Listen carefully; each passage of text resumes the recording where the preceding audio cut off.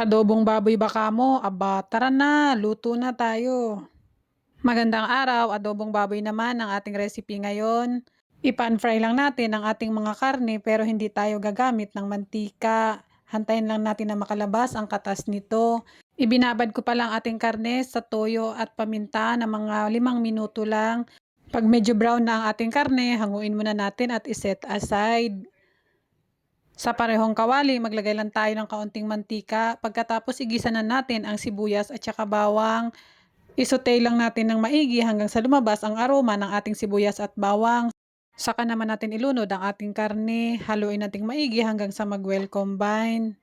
Pagkatapos maglagay na rin tayo ng ating paminta.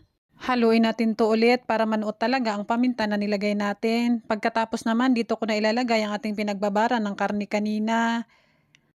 Ituloy lang natin ang paghalo para hindi naman siya matuyuan at hindi masunog ang ilalim ng ating niluluto.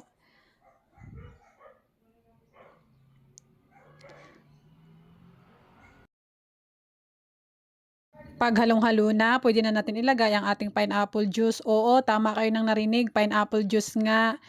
Kalahating can lang ang nilagay ko dyan. Hindi na tayo maglalagay ng suka sa ating adobo dahil medyo maasim-asim na yung ating pineapple juice.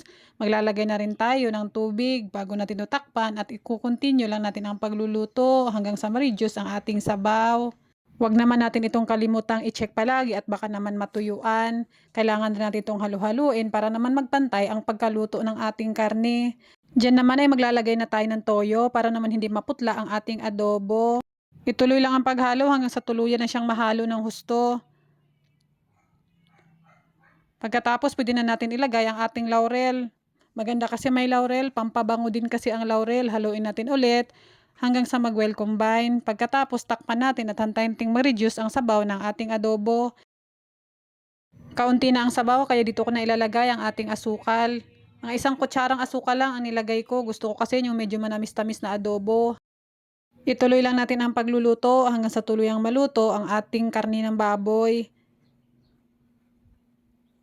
Pagkalipas ng ilang minuto at ayan, malambot na ating karne, lumabas na rin ang mantika ng ating niluluto. At ayan, pwede na natin itong tikman. Sa panlasa naman ay depende na yun sa inyo, kayo na mag-adjust.